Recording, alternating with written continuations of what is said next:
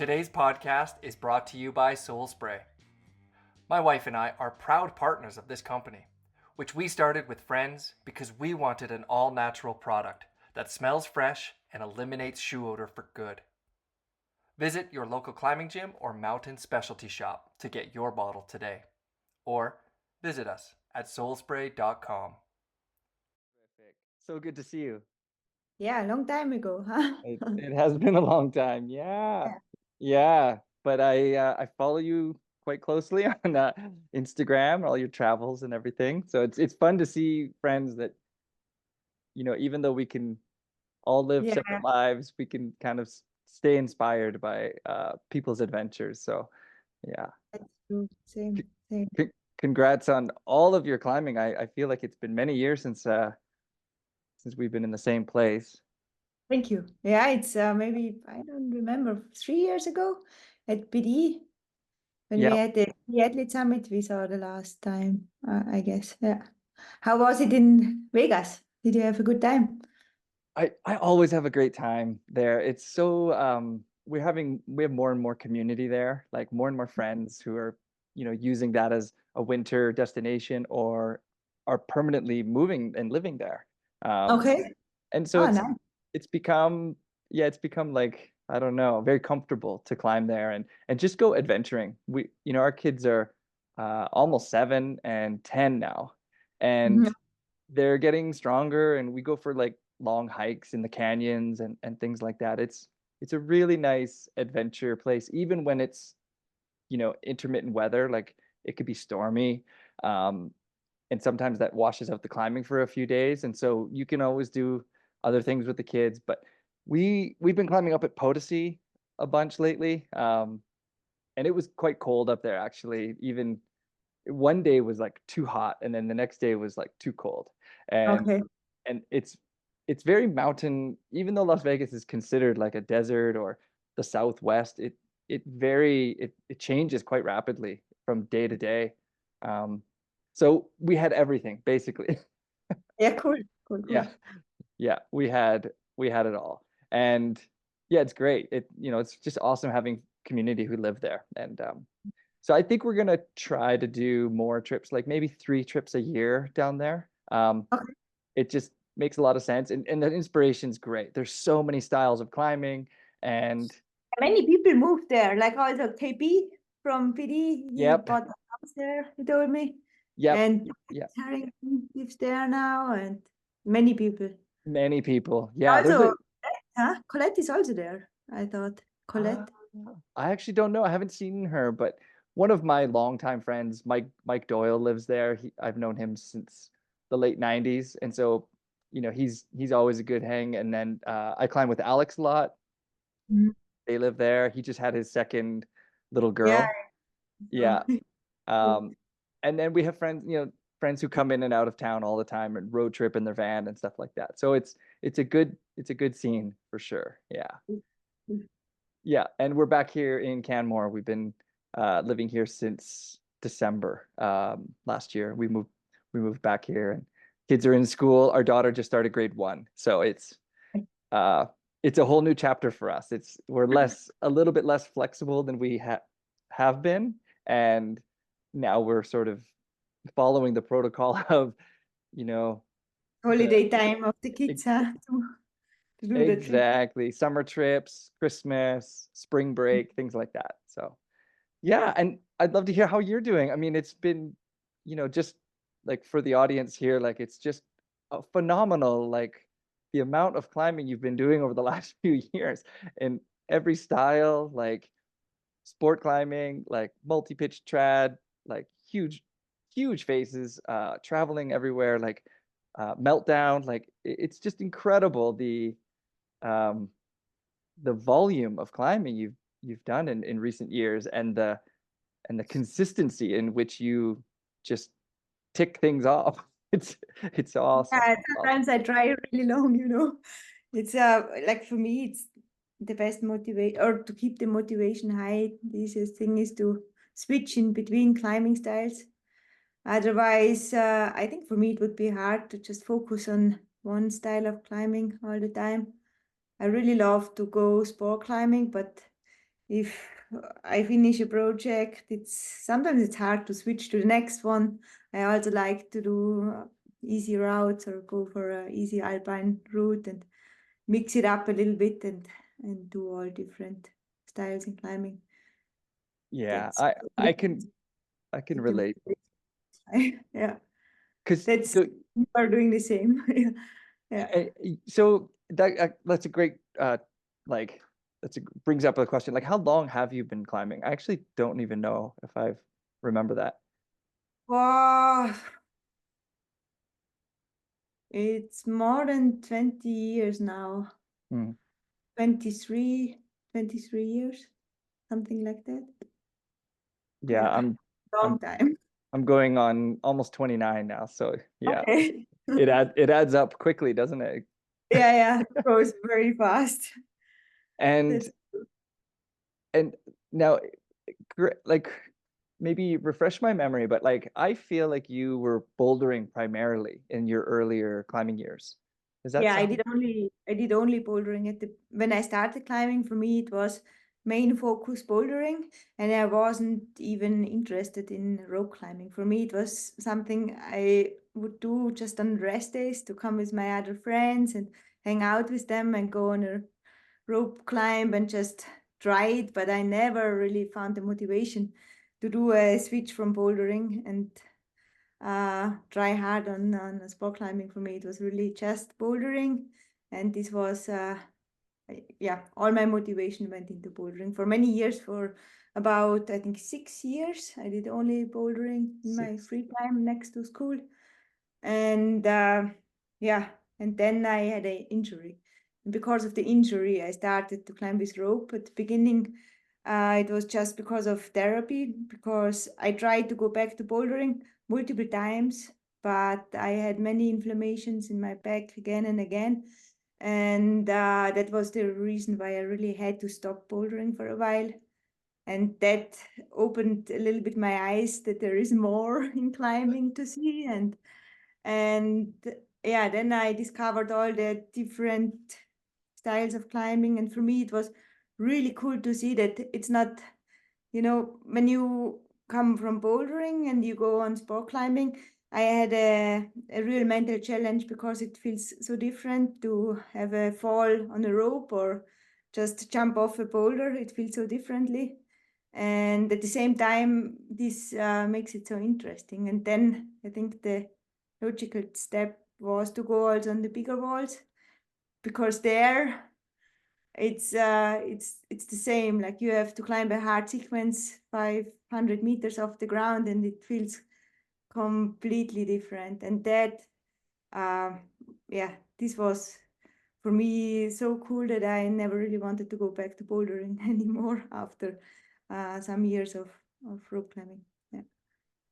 Amazing. So do you boulder now? Like, is it part of your climbing, or is it sort of not really, you're not really interested? Like, I like bouldering, but outdoors I mostly climb on rope, and indoors I mostly go bouldering. okay. When I train, I only train in the bouldering gym. It's like 90% of it is in the bouldering gym. Yeah. Okay. Okay. This is great. This is so essentially what I'm trying to learn a little bit is I want to have more in-depth conversations with people like friends and climbing, people that inspire me about what they're doing and what's working for them, because there's a part of me that feels like like we're all getting a little bit older, and I've been climbing for a long time, but sometimes I feel like I hit these long plateaus, and it's just life. It's just the cycle of life sometimes. But with the limited time that I do have, juggling family and stuff, I want to be more, um, I guess, more like accountable for my training time and be more specific on what I'm doing. And so some of the questions I wanted to ask you is sort of like what's working, and what are some of the things maybe you've given up that don't work anymore. But before we get into that, I do want to ask you a little bit about your injury. Is it this injury that you experienced after 6 years of bouldering? Is that still in your life? Do you still manage that, Yeah. or Yeah. It's still okay? there. Like I work in the hospital and I do the MRI, so I check it every 2 years how it looks, and it still looks very shitty. Oh, But wow. I don't feel it much anymore, so I can do almost everything in climbing, although jumping off boulders. But when I'm in the gym and the mattresses are really hard, then I would always avoid to do dynamic moves at the end of the wall or the last moves. Sometimes I don't do, and I always climb down since I have the injury.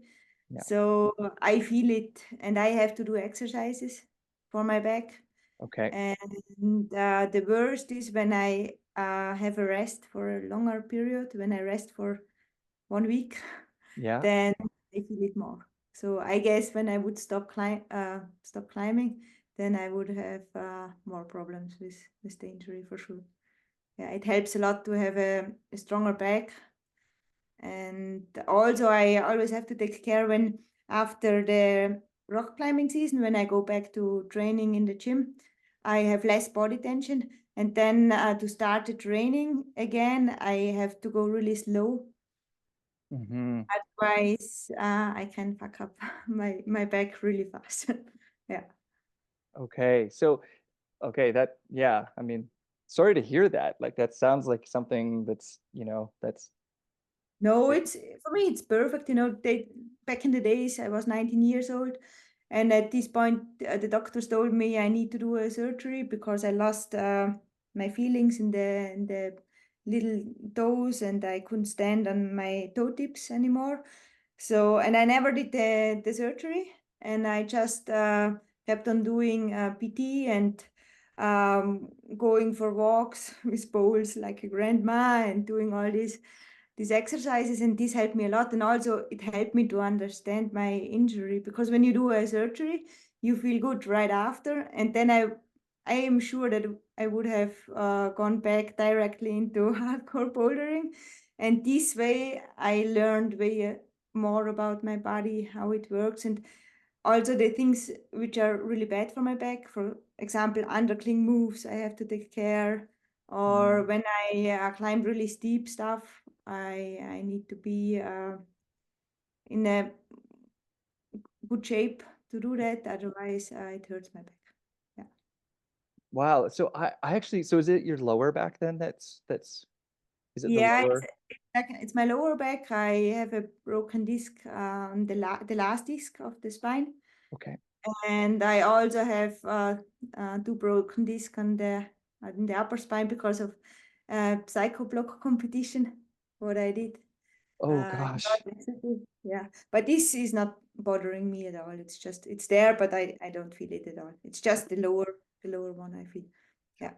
I too, I didn't have one particular severe injury, but I've had many lower back injuries over my life. Like, I can think of maybe 8 to 10 that were, like one in, I was actually, so I have some, I don't know what's going on actually. I've never had a MRI or anything, but one time I was putting on climbing shoes and they were so tight that I was pulling. And so I felt that, when you lean over and you compromise that lower Yeah, back, yeah, this you're is the not. worst also for me.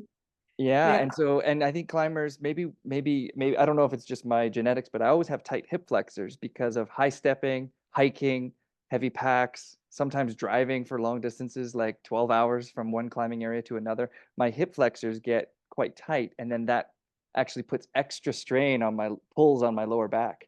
So then when I do, like you said, like if I'm on double underclings, pressing, or even a hard layback in a corner, and I'm extended, my lower back actually gets really sore, and I've had injuries that lasted for months before. The longest one was maybe 4 months of swelling and pain and walking all crooked. So I don't know if it's anything similar, but I can relate to some degree. Knock on wood that I've always straightened out again, and the inflammation has calmed down as long as I keep my hip flexors and my psoas muscles um, like lengthened and not getting too Yeah, yeah, tight, yeah. I can manage it. But I also avoid double undercling at our climbing gym. It's a bouldering gym here in Canmore, and sometimes there's double undercling starts that are quite aggressive, Mhm. and I'm like, no, I'm not doing that. Me can't do that. It's like Tablanderkling is the worst. It's the worst. Yeah. Okay, well, thanks for sharing that. Yeah, and I love your optimism. I love the silver lining, like in your story. It's like it sort of reminds me of the what is it? I think it's maybe a Chinese proverb of like the horse that ran away and the neighbors said, "Oh, you're so unlucky." But then 2 days later, the horse came back with other horses and they said, "Oh, what great fortune." And the owner kept saying, "Oh, maybe," like the farmer. And then his son breaks his leg on one of the horses and they say, "Oh, how unlucky." And then he says, "Maybe." And then the army comes to recruit young people for war, but because he has a broken leg, he doesn't go to war. And they said, "Oh, how fortunate you are." So it's a lot. It's There like are always two sides. That's true. it's Yeah. And always two sides, and only time will tell. And I love your perspective. So um, yeah, thanks for sharing that. So you said you'd spend 90% of your time in the bouldering gym. Um, would you be willing to share a little bit about what your sessions look like? I actually have two questions to this part because when you were bouldering primarily for 6 years, um, I mean, you were one of the first like V13 climbers like ever.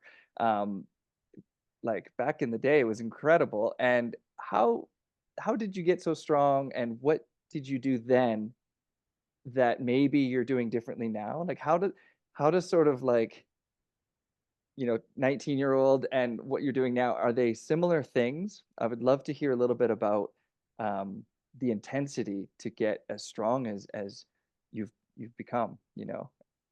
Yeah, in the past, I only focused on rock climbing. So I was psyched to have really long projects and go back multiple times, just trying single moves or body positions. I was fully into that, and I made me happy. And we only went to the gym when it was raining or in the winter when it's not was not possible to climb outdoors.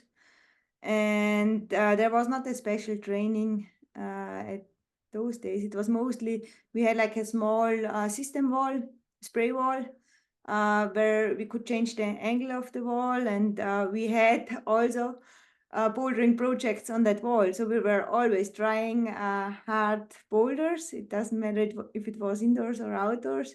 So if it was raining, I went indoors to the gym and tried my project in the gym. So this was the training, what we did, and yeah, mostly just focusing on outdoor bouldering. Yeah. Okay. How, if you don't mind me asking, how many moves would you say were on the little woody that you had, or the training wall with projects? Was it tall or was it short? Just No, curious, it like was all. Yeah, you couldn't do, I think, 10 moves 10 climbing moves. up. Yeah, it was about, I think, 3.5 meters. So Okay, that's pretty tall. Yeah. yeah. Um, I just think back to like, you know, like Ben Moon and Malcolm Smith in like Sheffield, and they sometimes only had like 6 foot walls that they were doing like two Mhm. moves problems, sometimes the hardest stuff. And I'm just wondering what your situation was there. And so that's amazing that yeah, you had such a um, committed nature to doing hard moves outside on rock. That was your love. That's so cool. So it sounds like you spent most of your time outside and only Yeah, when most of the time, like we got into a climbing scene near our home, and there was Bernd Zangerl and Dietmar Siegel, and these two guys were mainly climbing outdoors, and they took us as kids to Ticino and to Magic Wood and to all these bouldering areas. So whenever we could go bouldering outdoors, we left for bouldering, and the gym was only, it was only in winter, yeah. but the main motivation was always rock climbing. Yeah, and we had no plan what we did. Sometimes we did really stupid things. I was 14 years old, and we tried to hang on really small crims on the campus board, like 2 mil, just to make a pull up on these 2 mil crims. And in this age, I think it's not very smart doing things like that. You destroy your fingers. But yeah, we had no trainer or nobody who, yeah, there was not the system behind our training. Sometimes that sort of like masochistic style of climbing, of doing like you said, kind of maybe not so intelligent, but painful or on the edge of injury. Sometimes like I feel like there's a sometimes some success to that madness, you know, like Yeah, sometimes for, you, I'm yeah. I'm curious if you think that your fingers or your shoulders or were as strong now or are as strong now as they were then, or do you feel like some of those stunts that you were doing as a teenager um, gave you more capacity to hold smaller holds? I'm just curious what your thoughts are. Today's episode is proudly sponsored by Soul Spray, an all-natural, easy-to-use shoe deodorizer. Get yours today and crush odor and stay fresh. Now, back to the show. Yeah, back in the days, we went bouldering to Galtur. It was a bouldering track with only really small crimps, and we spent lots of time there. And I think I had stronger fingers back in the days compared to nowadays. And I'm still, uh, I think the only thing what I could keep from back in the days are my finger strength, because this is what I did the most. Like I would always have chosen boulders with really bad, painful crimps. That was my favorite style. Yeah. Now I don't like That's it yeah. much anymore, but still, yeah, for me, it's when I try a project with small crimps, I'm maybe better on that style compared to any other style. Yeah. I agree. Sometimes climbing at anyone's limit, it can feel painful. And sometimes there's like an attraction to that. You know, it's like, and sometimes there's like I'm at the stage where I definitely, if it's painful or I feel like it's tweaky, I feel very comfortable just walking away from something like that. But But when I it's was, crazy when you do bouldering, like nowadays I really like to move, and in climbing I like to do a lot of moves. But back in the days we tried a boulder with these really sharp holes. I had like 3 or 4 tries a day, and then the day was over because I had a cut in my finger, and it was not much of moving. Like this was a climbing day, and after this climbing day I had to rest at least 2 days to gain some skin back, to go back to this boulder and try again. And this is what we mostly did all the time. And now I when I go back to Galtur and I see these boulders, what I have tried back in the days, I don't really understand it anymore, because now I love it so much more to do a lot of moves and feel tired before I lose all my skin. I'm I'm tired, so this is the reason why I stop climbing nowadays. that's wonderful. I do the same thing, I think, with when I go outdoor bouldering, I'm more prone to try something a few times and then move to another boulder to change where the skin is affecting me, or just to have a longer session, because if I only try one hard thing Mm. too many times, like skin becomes an issue, or overuse just in that one session can start to get tight. And so I feel like I can relate to that. Now I want to do more volume, but I move around uh, in my session throughout the day if I'm outdoors for sure. Um, I Very remember cool. I saw you when we visited Canmore. We were in the gym when we met you, and Jacopo and I, we were like, wow, Sonnie is moving around everywhere, doing this and that and that. And I remember that you were super psyched to just go in the gym, move, and do as much as you can. I remember it. I think I've most often been a volume climber, but uh yeah, I try to get as much volume as I can, but and I don't know if that's common in today's world. I feel like there's so many different training tools with like so many people are just hangboarding for like hours long sessions, or the block is very common now, the Tyndek device where you're measuring force. Sometimes I look at all that and I wonder if volume has a place as well. Like when I think of Yuji Harayama or Francois Legrand, it sounds to me like they were doing so much volume in those days in the early 90s.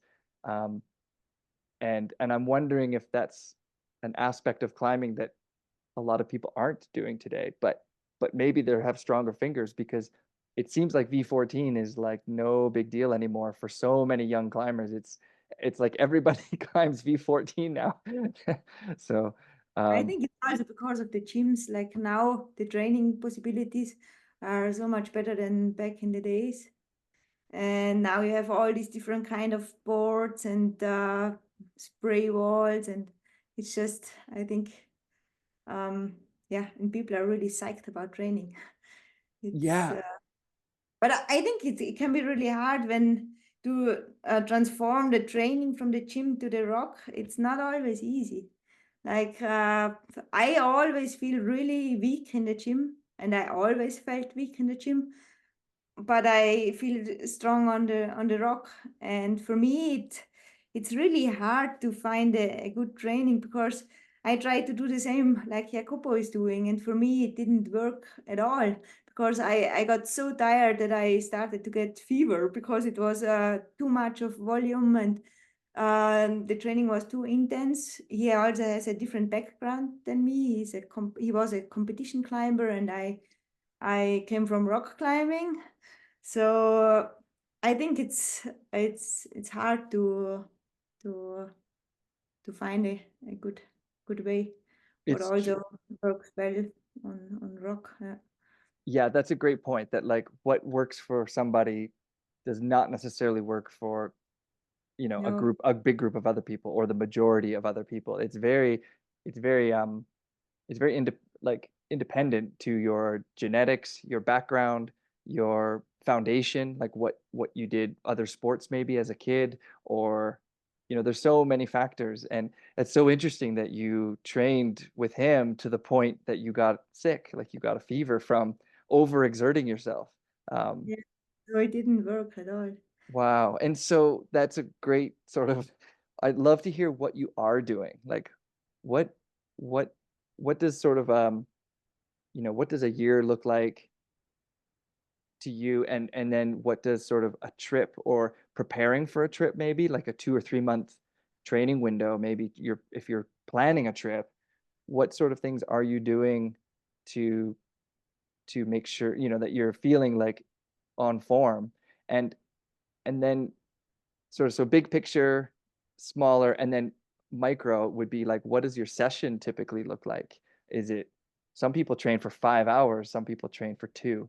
I'd love to have an idea of, uh, I'd like to let you ramble here, and sort of give us a picture of what's training mean to you, and how does that look?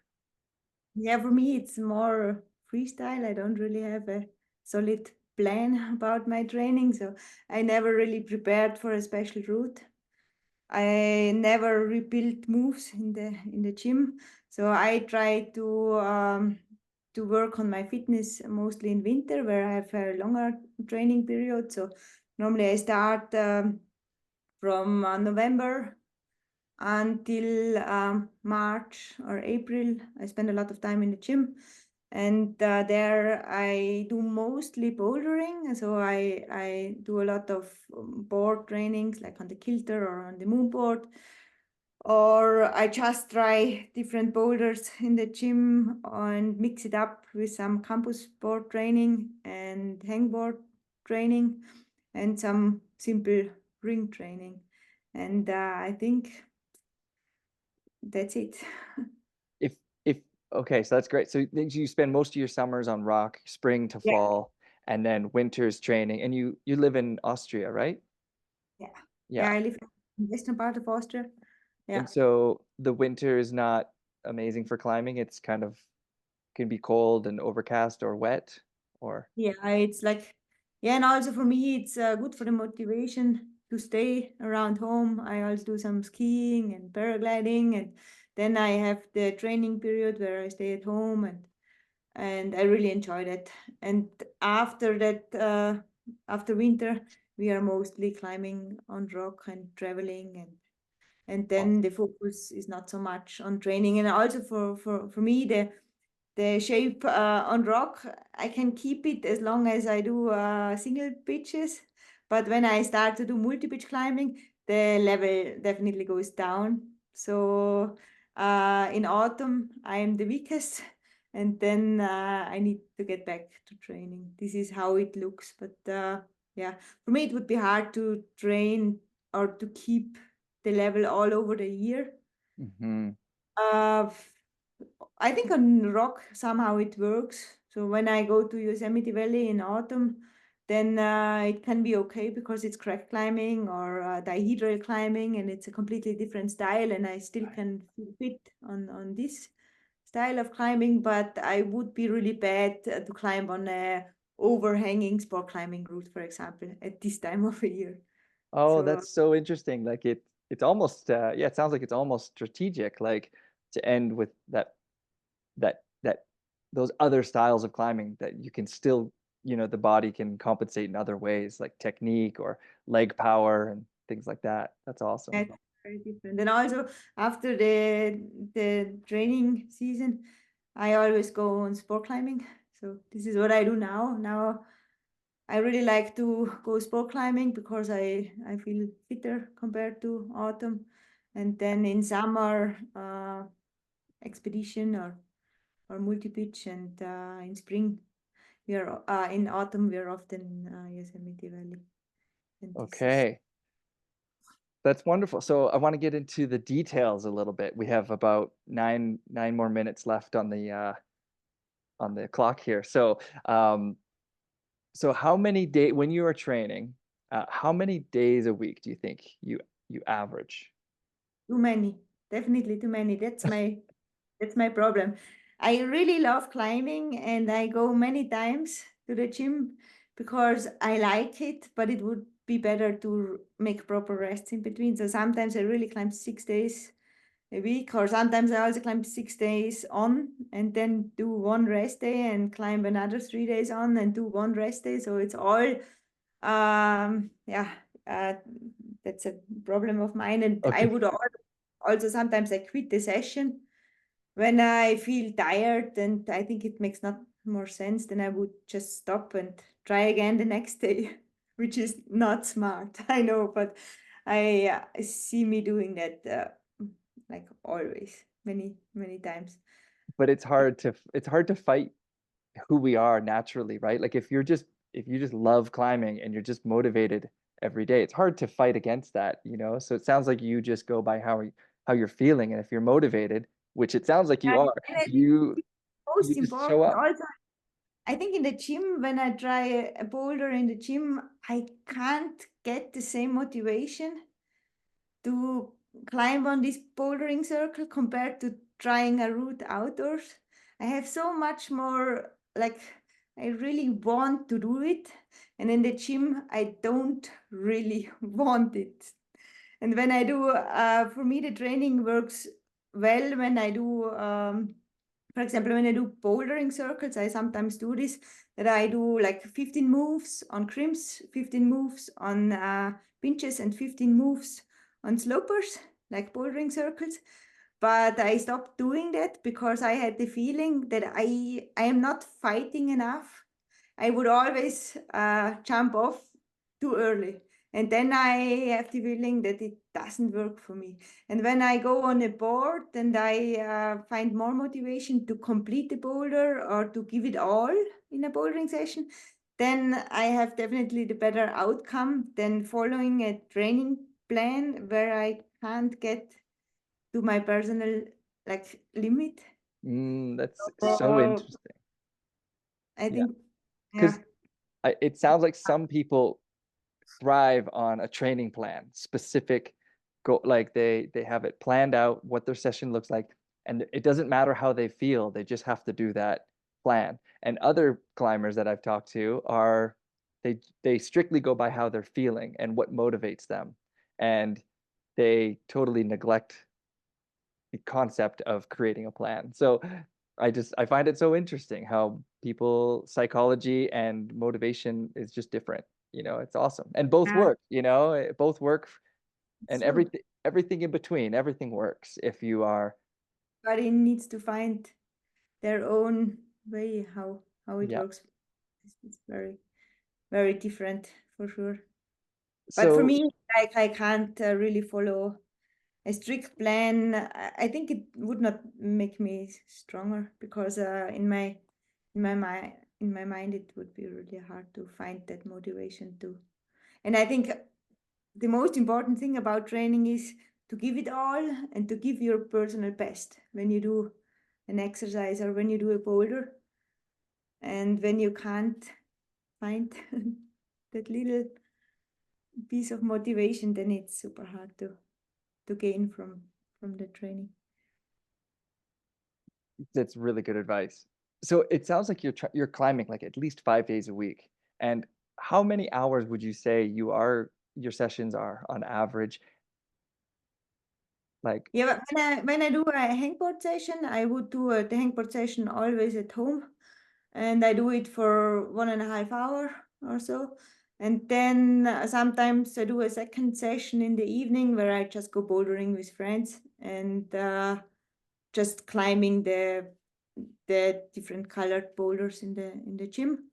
Or I do one session, and when I do one session, I can't train longer than 2.5 to 3 hours, and then I'm totally destroyed. Yeah. okay, if you had to pick one thing, we have just 3 minutes left. If you had to pick one thing that would move the needle most for finger strength, off the top of your head, I don't know if anyone's ever asked you this, but what would you say? Um, I think it helps the most to climb really crimpy outdoor routes because you can't find these crimps bouldering in the gym or with hangboard training, like hanging on really small edges. Yeah. Okay. And what would be one exercise that you could do for, say, your shoulders or your arms? What would be, if you had to pick one?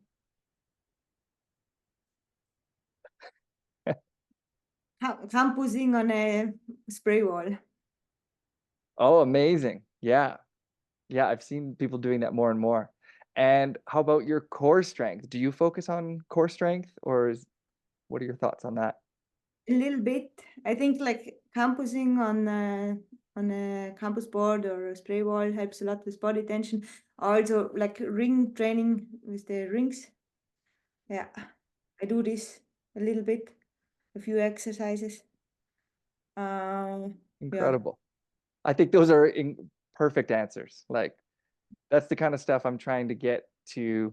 If I have 90 minutes, what should I be doing? Should I be doing circuits? Depending on your goal, of course. I think at the end of the day, everyone has a different goal, but Yeah. I still want to climb as hard as I've ever climbed before, and I want to stay strong into the future. So I appreciate your insight today. It's wonderful. Um, I yeah. hope it was. Oh, I am not the most professional in training questions for sure. I think it's so good to get so many different perspectives. And yeah, and are you willing to share anything, a goal? We have maybe a minute left. I'd love to hear what your focus is maybe this summer, if you're willing to talk about trips or anything that excites you. Yeah, Yeah. we want to go on another expedition, maybe India. We are not really sure now, Okay. but yeah, it would be the plan to go on an expedition in summer. And then in fall, we will go back to Yosemite. And I would be psyched to try Magic Line again. I tried it last autumn and it's a really cool climb. I really enjoyed to climb it. It Yeah, looks like a dream. I've never tried it. I would love to also try that route one day, but yeah, it's really cool. But it's we always hard to go to the valley for single pitches next to El Cap. It's kind of weird, but yeah, they have it all. Yosemite is yeah, good for bouldering, for single yeah. pitch, and big wall. Amazing, Babsi. Well, thank you so much. I wish you good luck on all of your travels. Maybe we'll see you in the Valley or Red Rocks. And thanks for everyone for listening. And we'll follow you on social media. Thanks again. Thanks for having me.